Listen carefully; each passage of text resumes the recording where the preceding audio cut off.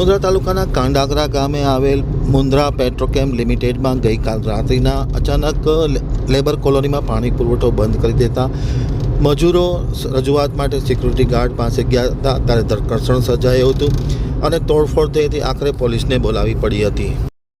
હવે જોઈએ મુંદ્રા આમતક ન્યૂઝ બ્યુરોનો એક વિસ્તૃત અહેવાલ. મુંદ્રાના કાંડાગરા પાસે આવેલ મુંદ્રા પેટ્રોકેમ લિમિટેડની મજૂર કોલોનીમાં મજૂરો અને સિક્યુરિટી ગાર્ડ વચ્ચે ભારે ઘર્ષણ રાત્રિના સર્જાયું હતું. કોલોનીમાં કોઈ કામ સબબ પાણી બંધ કરી દેવામાં આવતા મજૂરો પરેશાન થઈ ગયા હતા અને તેમની રજૂઆત સાંભળવાને બદલે સિક્યુરિટી ગેટ પાસ લઈ લેતા મામલો હાથમાંથી છટક્યો હતો. મજૂરોએ ટોળાબંધ રીતે સિક્યુરિટીની ઓફિસ પર પથ્થરમારો કરતાં આખરે પોલીસને દોડવું પડ્યું હતું. તાત્કાલિક અસરથી કંપનીના સત્તાવાળાઓએ પોલીસને જાણ કરતાં પોલીસનો વિશાળ કાફલો મુંદ્રા પેટ્રોકેમ લિમિટેડના ગેટ પર આવી પહોંચ્યા હતા અને પરિસ્થિતિ થાળે પાડી હતી. કયા કારણોસર પાણી પુરવઠો બંધ કરવામાં આવ્યો છે તે પણ તપાસ છે અને મજૂરોની ધીરજ ખૂટી અને આખરે તેમને કાયદો કેમ હાથમાં લીધો તે પણ મુંદ્રા પોલીસ માટે એક તપાસનો વિષય બની ગયો છે.